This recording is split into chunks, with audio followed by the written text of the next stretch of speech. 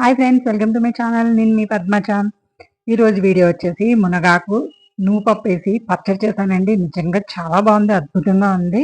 ఆరోగ్యానికి కూడా రెండు చాలా మంచి అండి. ఐరన్, కాల్షియం పుష్కలంగా ఉంటాయి. ఇంకా వీడియోలోకి వెళ్ళిపోద్దామండి. అది నేను ఎలా చేశానో మీరు చూడండి, ఒకసారి వీడియో మొత్తం చూడండి. ఇంకేది చూడండి, మునగాకు ఆ పక్కనే చెట్టు ఉందండి. దాని నుంచి లేత ఆకు తీసుకొచ్చాను. మొత్తం ఆకంతా ఇలా మొత్తం తీసేసుకోవాలి. రెబ్బలు ఏమి లేకుండా తీసేసుకొని శుభ్రంగా 1-2 సార్లు కడిగేయండి. కడిగేసిన తర్వాత వాటర్ అంతా పోయే వరకు ఇలా పక్కన పెట్టేసుకోండి. స్టవ్ వెలిగించి కళాయి పెట్టుకుని ఆయిల్ వేసుకోవాలి. ఆయిల్ హీట్ అయిన తర్వాత 1 స్పూన్ శనగపప్పు, 1/2 టీ స్పూన్ ఆవాలు, 1/2 టీ స్పూన్ మినపప్పు వేసుకుని ఫ్రై చేసుకోవాలి. ఇవి ఫ్రై అయిన తర్వాత నేను ఇందులో గాను నూనె వేసానండి. మీరు ఏ నూనె అయినా వేసుకోవచ్చు, అందుకనే నొరగ వస్తుంది గాను నూనె వల్ల. 1 కప్పు నువ్వులు, ఎండుమిర్చి వేసుకుని దోరగా ఫ్రై చేసుకోవాలి. అలాగే కరివేపాకు కూడా వేసుకోండి.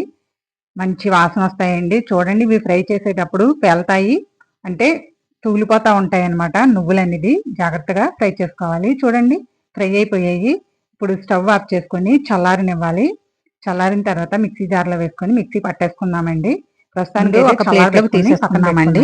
ఇవన్నీ ఇందులో ఉంటే మాడిపోతాయి కాబట్టి ఇప్పుడు ఇదే కళాయిలో మనం కడిగేసి పక్కన పెట్టుకున్న మునగాకు కూడా వేసేసుకుని ఫ్రై చేసేసుకోవాలి. చూడండి, దగ్గరగా అయిపోవాలి. అలాగే 2 టమాటాలు కట్ చేసి వేయాలి. చింతపండు పులుపు తగినంత వేసుకుని మొత్తం 3 మగ్గిపోయేలాగా ఉప్పు వేస్తే టమాటా అనేది త్వరగా మగ్గిపోతుంది. అలాగే మెత్తగా అయిపోతుందండి ఆకుకూర కూడా.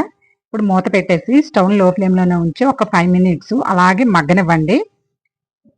చూడండి, 5 మినిట్స్ తర్వాత టమాటా అయితే బాగా మనకి మగ్గిపోయింది, చూసారా. ఇప్పుడు స్టవ్ ఆఫ్ చేసేసుకొని ఒక ప్లేట్ లో తీసుకొని చల్లారబెట్టుకోండి. వేడి మీద మిక్సీ పట్టకూడదు కాబట్టి చల్లారిన తర్వాత మిక్సీ పట్టుకోవాలి. ఇప్పుడు ముందుగా మనం పోపుని మిక్సీ జార్లో వేసుకుని మిక్సీ పట్టేసుకున్నామండి. ఇది మెత్తగానే మిక్సీ పట్టుకోవాలి. ఇందులో పచ్చి వెల్లుల్లి రెబ్బలు, అలాగే 1/2 టీ స్పూన్ జీలకర్ర వేసుకుని, ధనియాలు కూడా 1/2 టీ స్పూన్, ఇది వేయించి పక్కన ఉన్నాయండి, వేయించిన ధనియాలు అవి.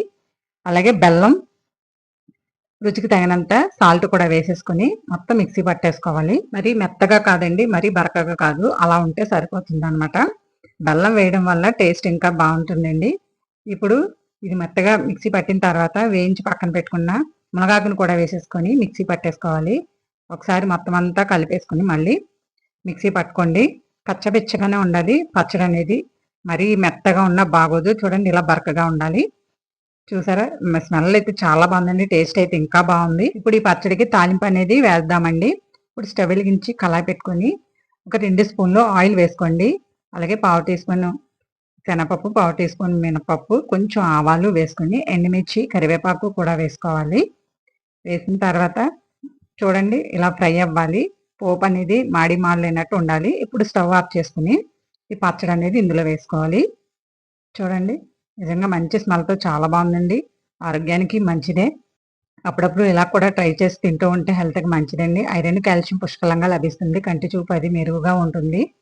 బోన్స్ మరీ ముఖ్యంగా చాలా బలమండి. ఆడవారికి బాగా ఎక్కువ ఉపయోగపడుతుంది. చూసారా ఫ్రెండ్స్, నచ్చిందా మీకు వీడియో? నచ్చితే లైక్ ఇవ్వండి. ఎవరికన్నా ఉపయోగపడితే షేర్ చేయండి. మీరు అలా చేసారు కామెంట్ చేయండి. ముందుగా మన ఛానల్ అయితే మాత్రం సబ్స్క్రైబ్ చేసుకోండి ఫ్రెండ్స్. మర్చిపోతున్నారు లైక్ ఇవ్వడం, సబ్స్క్రైబ్ చేయడం. Thanks for watching.